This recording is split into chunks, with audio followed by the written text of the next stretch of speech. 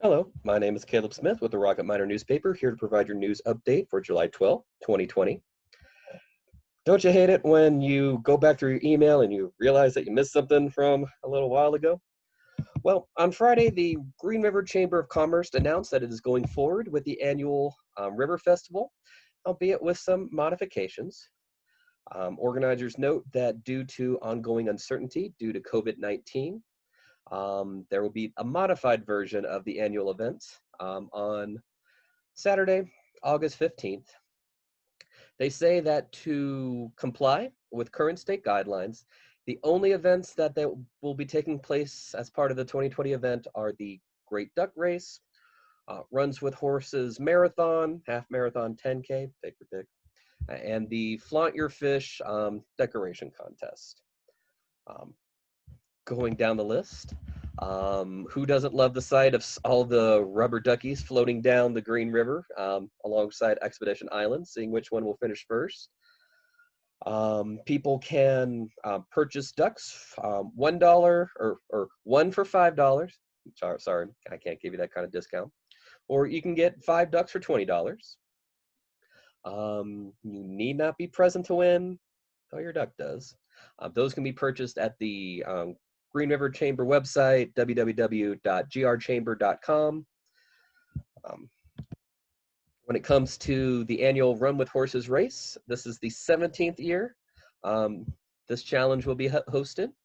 As previously mentioned, there are marathon, half marathon, and 10K versions. If you've not done long distance running, which I have a little bit of that in my history, I just have to say that the charge that you get from the adrenaline rush, the sense of accomplishment, just the fact that you're alive at the end of a race, it's kind of hard to replicate any other way. It will kick off at 7 a.m. on August 15th, and look for if you want to register or maybe learn a little bit more, you go to runwiththehorsesmarathon.com. Then moving on to Flaunt Your Fish. You can purchase a fish to be decorated at the Seedscity Trout Unlimited Chapter, 513 office, or at the Green River Chamber of Commerce / Visitor Center. A fish will cost you $50. Now, you're able to decorate both sides, but only one will be judged. And once they're submitted, they'll be on display on the Green River Chamber of Commerce the week of the 5th through 14th, or you can also look them up on the Chamber's Facebook page. Fish are due to be decorated and submitted no later than August 3rd. And you'll be able to, those who submit them will be able to pick them up after the contest. People are encouraged to get your creativity going and get a fish. At the end of the press release, Chamber notes that they would like to thank the community for its support during these unusual times and state how they're looking forward to 2021 when they can host the festival with all the events that we've come to expect like the past. In other news, an appeals court ruling has cleared the way for the first federal execution in 17 years. Previously, a lower court ruling had put on hold the execution of 47-year-old Daniel Lewis Lee. He'd been previously convicted of the 1996 murders of a man, his wife, and her 8-year-old daughter. The initial hold was put into place due to family concerns regarding the coronavirus, noting that family would like members of the family plan to attend the execution, and there are the concerns that come with the social distancing, the traveling, and whatnot. It also came out in proceedings that a member of the team that conducts the execution had tested positive for the coronavirus. Apparently they have backups, and they're still confident that it will be able to continue as planned. As of right now, the execution is slated for Monday at the federal prison in Indiana. Yesterday, I mentioned the Polish presidential runoff. As of about an hour ago, which is the most recent AP update I could find, exit polls are showing that the incumbent, conservative populist President Andrzej Duda, was leading. And as I understand it, he's already declared victory. But some others are saying that the race is still close to call. Amongst those, the mayor of Warsaw, Rafał Tazarowski, who is a pro-Europe candidate. Official results are not expected until Monday or Tuesday.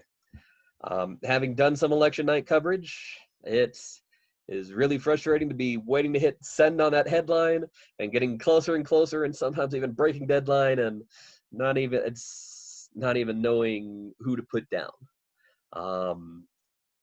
Let me tell you, as a person whose job it is to deliver the news to the public, there is few things as frustrating as going to bed not knowing who won the election.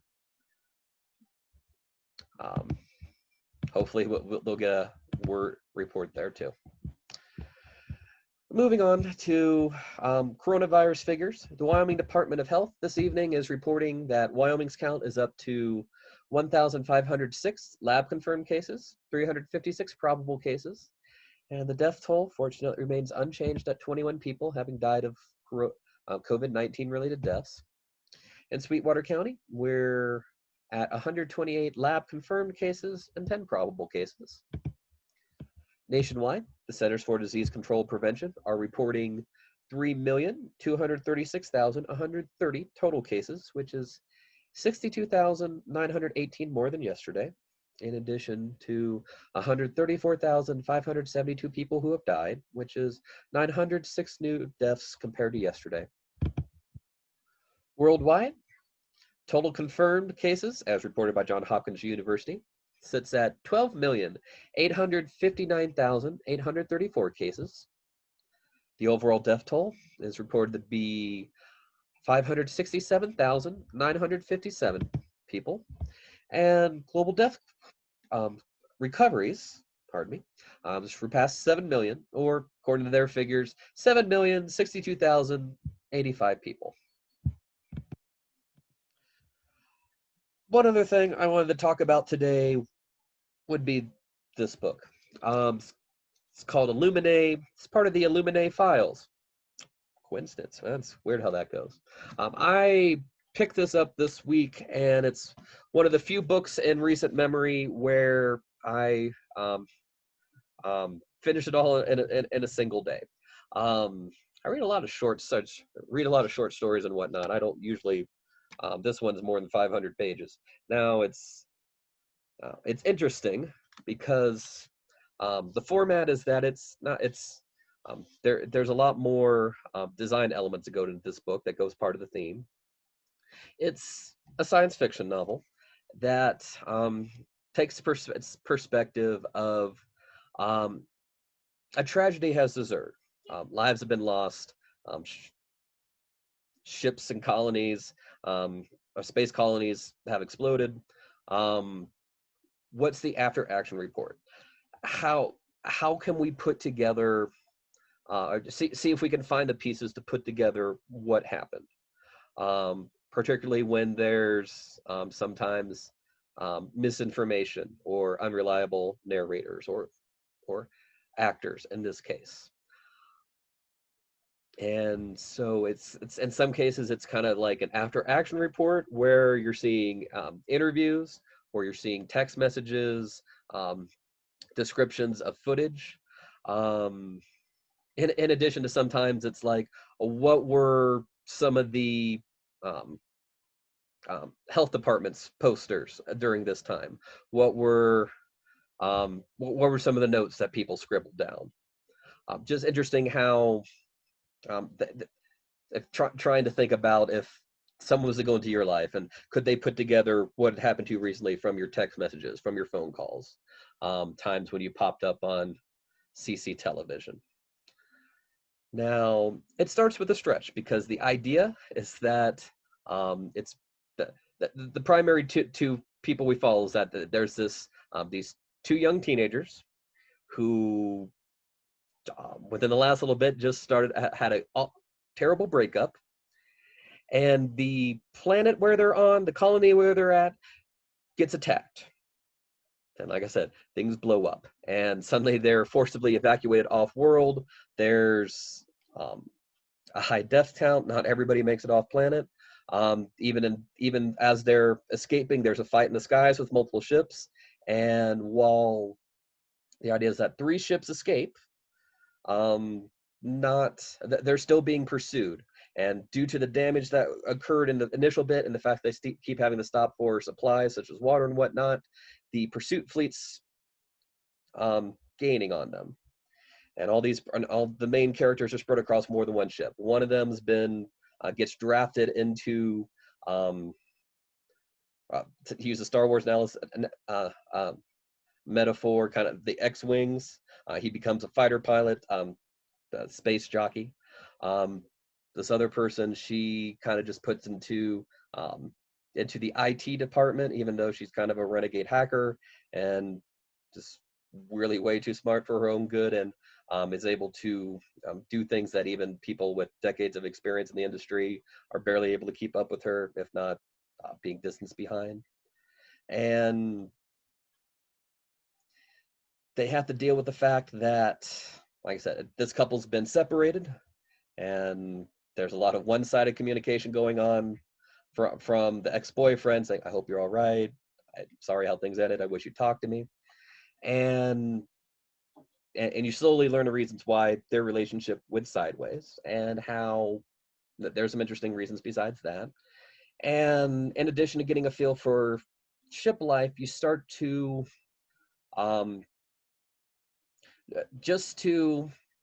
trying to keep my spoilers limited, primarily to the first part of the book. Very early on, it becomes the characters learn that when the ship, or when the planet was attacked, in addition to things that were just meant to things go splody, there were some biological agents, and one of the ships is now dealing with a viral attack, pandemic. You're going to start to see some parallels very shortly if you haven't already. And suddenly now they're starting to raise questions of what does the public need to know? When do you question authority? When do you obey? When do you push back? And around that time, and some question whether or not there is a computer AI, artificial intelligence, that helps run the ships, doing the higher function things. I mean, there's some things that they still need the humans. Like humans, they're better combat pilots, adjusting to things on the fly. But there are just some other things like calculating, like the engines or navigation that, yeah. And the same reason that I usually I'm now at the point where, unless I really know this area, I'm like usually leaving the GPS up to my smartphone. Oh, I'm gonna turn left. Sure. Okay. I'm not gonna second guess you. And what happens if the machine becomes damaged and or just being driven insane, and it's may or may not be taking some questionable steps and even turning on portions of the fleet to save the greater whole?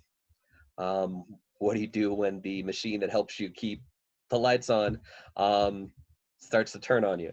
Kind of like I would liken it. There's at least one homage to HAL from Stanley Kubrick's movie 2001, based on the Arthur C. Clarke book 2001. You don't have to add that in the comments. Yeah, I know they worked on it together, but those two pieces of fiction from the same stories are drastically different in some areas. So, like I said, it's in times of crisis. At what time it's interesting to see where the different characters line up on the on different parts of this. And honestly, we're seeing a lot of this now. Do you trust the government wholeheartedly? Do you demand a certain amount of information before you'll act? Personally, as a journalist, one of my jobs is to question authority. I ask a lot of questions, and I don't necessarily believe everything that I'm told. There, I do my best to present it, and there's some times where you are sometimes pushing for more information, more clarification, because sometimes just the stat data by itself isn't more. You need context. You need to be able to try to scope out the larger picture. Just to give away is not the quite right term, but just to share one tactic. Often journalists will, including myself, will ask a question of authority figure, a question that we know the answer to. And and how that reply is will tell us a number of things. It's interesting if you know information that might be even readily available, not that controversial, and it's telling if they won't tell you, or if they're hemming and hawing. I mean, and it's also telling if they readily confirm it, or maybe even add some context. Honestly, one of the great reasons that I do that is, in addition to letting me know what type of person I'm dealing with, I might learn a new description or explanation for some things. One example from my own personal history is how to explain El Nino, the atmospheric effect, in 3 sentences or less. Spent more than a little bit of time at meteorologists and other weather experts and that type of thing. It also tells you about how much you have to push. There's some times where there's some bargaining about, we'll tell you this, but we'll give it in time, or we'll give you this information, but we ask that you don't release it to the public yet. And one of the things when it comes to accountability and transparency is that even in a time of crisis, there needs to be some of that. I'm very thankful for certain agencies out now, right now, whether some of them are government, some of them are nonprofits that are working to keep track of numbers, share them with the public. It's the more information that's put out there, the better. Now, there's also some debate over about interpreting of numbers. Just even in the comment sections online, I've seen lots of people looking at the exact same numbers and coming to different conclusions, and that we're going to have.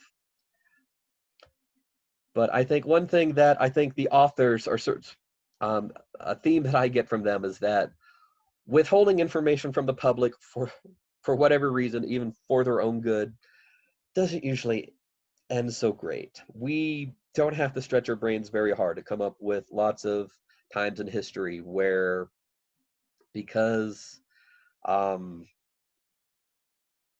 one reason or another, when information was withheld or downplayed, that it led to more serious consequences. And it's not always done maliciously. Sometimes it's just the people don't recognize a risk for what it is. One of the things we're still dealing with right now is that I personally don't believe in fear-mongering. I think that leads to very poor choices of behavior. I do believe in equipping people with information so they can make informed decisions. I would rather people learn something and choose to be on their guard than to be rendered senseless, indecisive. That's not mobilizing people. That's immobilizing people. We want people to be able to take action as they see fit. And of course, in the book, you have a lot of debate about where should the power lie, where should autonomy be granted, what steps do you take for the greater good, what things do you sacrifice yourself. Like I said, that this book's a part of a trilogy. I'll admit, I was digging it so much that very early on the book, I paused to order the next 2 books. We'll see how quickly they come. Jemina is the next one. To talk about the synopsis of that would be to reveal whether or not some characters live or not. And it's interesting because especially when you're dealing with unreliable narrators, where you have people straight up lying. And sometimes you think that they're lying, and sometimes you're not quite sure. And some of it's also the part I said before. How much are people looking at the same thing and coming to different conclusions? How much do you trust a computer that's going insane? Do you trust its presentation of the facts and your options? Do you go elsewhere? What do you choose to hide because you're afraid that it might panic people, or it might make things more difficult for you to control? I as a general rule of thumb, I look for, especially when it comes to the newspaper stuff, vetting sources, information.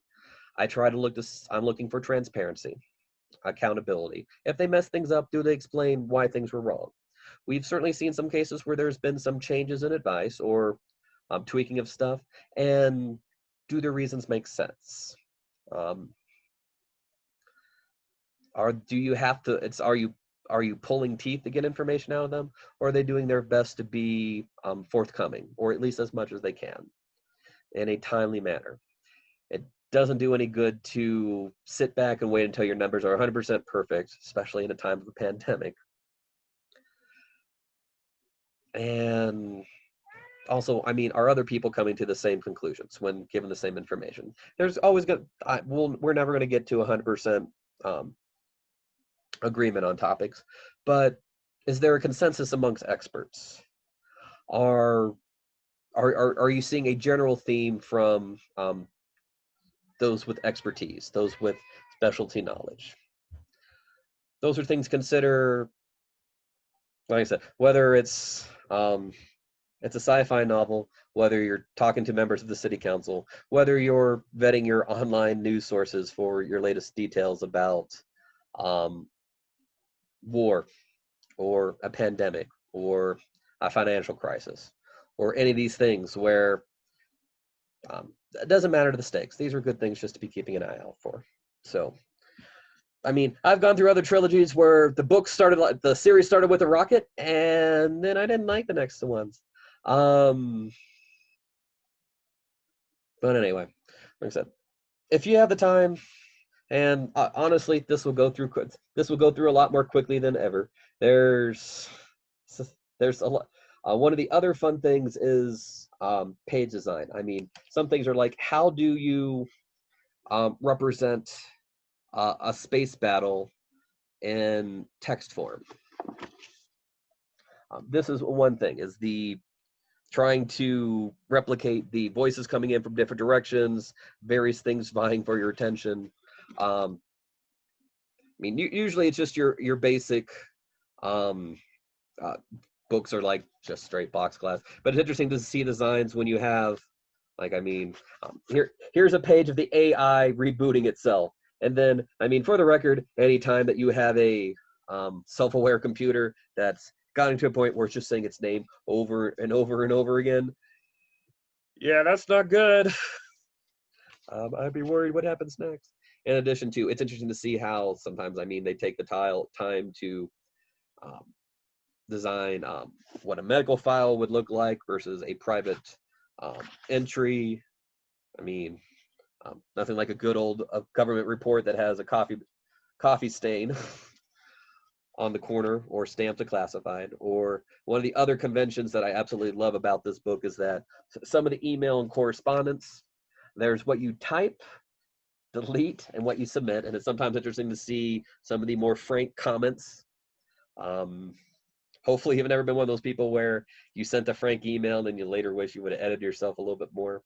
Or sometimes I've been on the receiving end where they had the edits bit turned on so you can actually see what the originals were. And it's sometimes interesting to see the little tweaks that go on there.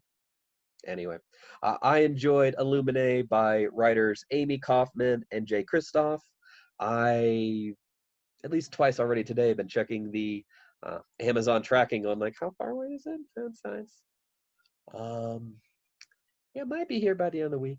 I buy a lot of used books, so gets there a little bit often. Don't do as many first edition, first run titles as I used to, considering just other factors and now. So just thinking of one of the lessons of Illuminae. Yeah, ask questions of authority. Put them to the test, and then make your conclusions on what you're learning. This has been Caleb Smith with the Rocket Miner newspaper, wishing you a good day and a safe tomorrow.